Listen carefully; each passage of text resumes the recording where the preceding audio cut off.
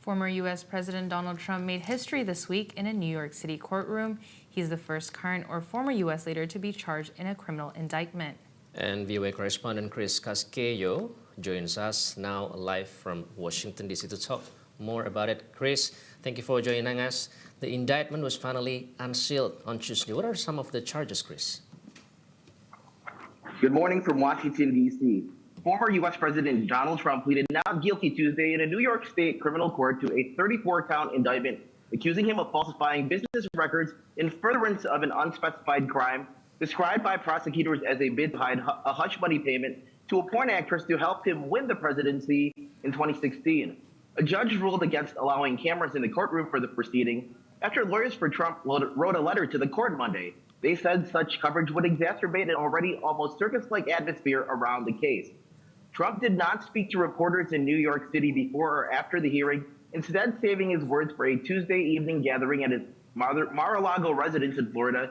He repeatedly assailed the investigation, hitting familiar themes and calling the indictment a political persecution, and he predicted it would damage Democrats in 2024 in the election.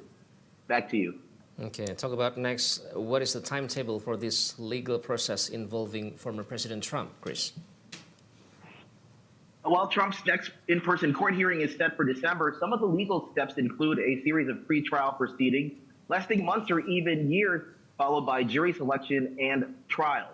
More than 90% of felony cases in New York State, as in the rest of the country, end with a plea bargain, but Trump's lawyers says there is zero chance the former president will even entertain that option.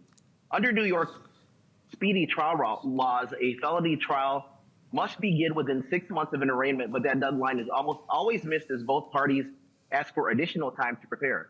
Lance Fletcher, a New York City criminal defense attorney and former prosecutor in the Manhattan District Attorney's Office, said complex information exchanges between defense lawyers and prosecutors mean a typical felony can take a year to get to trial.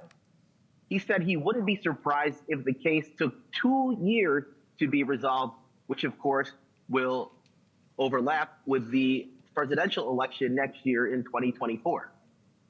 Okay, and there's also been another development in a different legal matter involving former President Trump. Now, what can you tell us about former Vice President Mike Pence possibly appearing before a federal grand jury, Chris? Now, this is the Justice Department's investigation into the efforts of Trump and his allies to overturn the results of the 2020 election.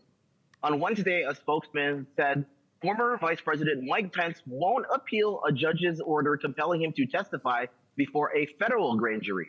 Multiple Trump administration officials have already testified in this investigation, as well as a separate inquiry examining Trump's possession of classified documents.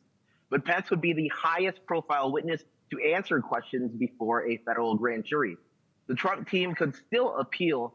Pence, as vice president, had a ceremonial role in overseeing Congress's counting of the Electoral College vote, but did not have the power to affect the results, despite Trump's repeated insistence otherwise.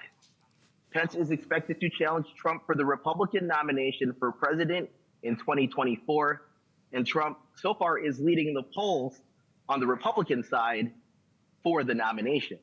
Back to you.